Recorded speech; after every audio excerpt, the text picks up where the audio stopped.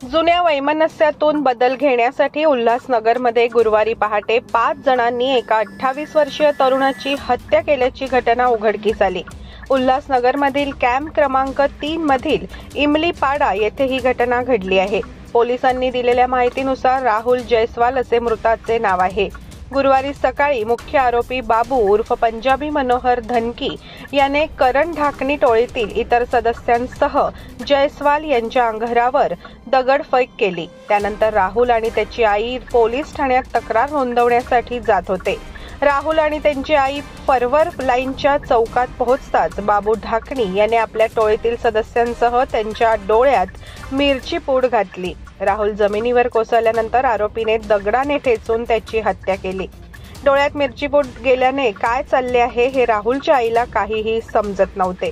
राहुलची हत्या केल्यानंतर आरोपी घटनास्थळावरून फरार झाले।